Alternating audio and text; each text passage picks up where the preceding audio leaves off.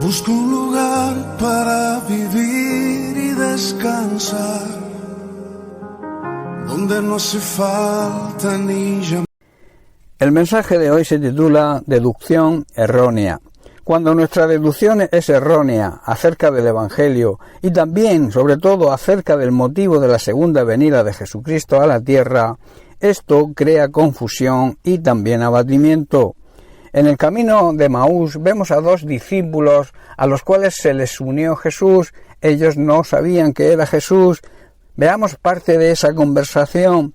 Le dicen los discípulos a Jesús: pero nosotros esperábamos que Él, refiriéndose a Jesús, era el que había de redimir a Israel. Y ahora, además de todo esto, hoy es ya el tercer día que esto ha acontecido. Aunque también nos han asombrado unas mujeres de entre nosotros, las que antes del día fueron al sepulcro, y como no hallaron su cuerpo, vinieron diciendo que también habían visto visión de ángeles, quienes les dijeron que Él vive. Todas las cosas, hermanos, y los hechos mencionados por los discípulos y que se reflejan en la Biblia son auténticos y son la realidad de lo acontecido. Pero quizá las conclusiones a las que la mayoría llegaron no eran correctas, lo mismo que ocurre hoy. Cualquier duda, cualquier indicio que se aparte de la verdad y la realidad, por lo cual Jesucristo se hizo hombre y vino a esta tierra, no es correcta. Cuando nuestra deducción es errónea sobre el motivo de esto, crea confusión y también abatimiento. Estos dos discípulos que se dirigían a Emaús se sentían así, confusos y abatidos. Ellos, antes de la venida de Jesús, esperaban la llegada del Mesías anunciado por los profetas, el cual vendría armado militarmente y los libraría de la opresión romana. No entendían que las armas que utilizara Jesús eran el amor, la misericordia, el perdón. Tampoco entendían que predicara el amor incluso hacia los enemigos. Por este motivo, en su conversación con Jesús, antes que se diera a conocer, le dice: nosotros esperábamos que Él era el que había de redimirnos. Y ahora, además de todo esto, hoy hace ya 3 días que todo esto ha sucedido. Hablaban de la muerte de Jesús. Dicho de otra manera, los discípulos estaban esperando, le comentaron a Jesús, tenían la esperanza de que Él fuera el Mesías que había de venir para rescatar a Israel. Pero todo esto se vino abajo porque Jesucristo ya hacía 3 días que había muerto. Por eso estaban abatidos. Ellos conocían los hechos ocurridos, pero tenían desenfocada la visión y sus conclusiones sobre lo sucedido no eran correctas.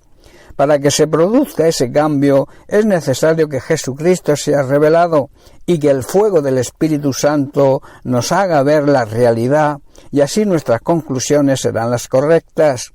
Después de llamarles incrédulos y llevarlos a lo largo de las Sagradas Escrituras, cuando llegó la hora de la cena, ocurrió lo siguiente. Lo leemos en Lucas 24, en los versículos 30 al 32. Dice: al sentarse a la mesa, tomó el pan y lo bendijo, luego lo partió y se lo dio a ellos. De pronto se les abrieron los ojos y lo reconocieron, y en ese instante Jesús desapareció. Entonces se dijeron el uno al otro: ¿no ardía nuestro corazón cuando nos hablaba en el camino y nos explicaba las Escrituras? Cuando Jesucristo se les revela, es cuando entendieron la realidad de lo que había sucedido.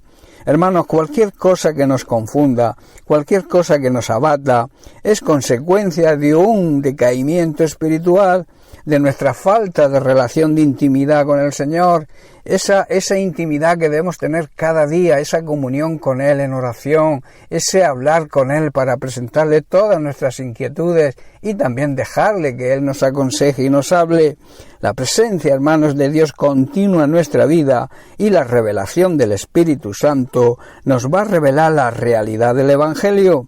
El alejamiento de la presencia de Dios, que siempre es culpa nuestra, nunca es culpa de Dios, Él quiere relacionarse con nosotros, nos va a conducir a estar cargados, abatidos y deprimidos, y seguramente nos conduzca al pecado y a sus consecuencias, que todos sabemos las que son. Las consecuencias del pecado es la muerte espiritual, la condenación eterna. Cuanto más cerca estemos del Señor, Cuanto más cerca estemos de Él a través de la oración, a través de la meditación de su palabra, más comprenderemos y entenderemos el Evangelio y más alejados estaremos del pecado. En esa cercanía con el Señor haremos lo que Él nos manda y entonces, aun en las cosas más sencillas y cotidianas, le veremos obrar y no nos dejará caer. Bien, pues hasta aquí el mensaje de hoy. Que Dios te bendiga. Un abrazo.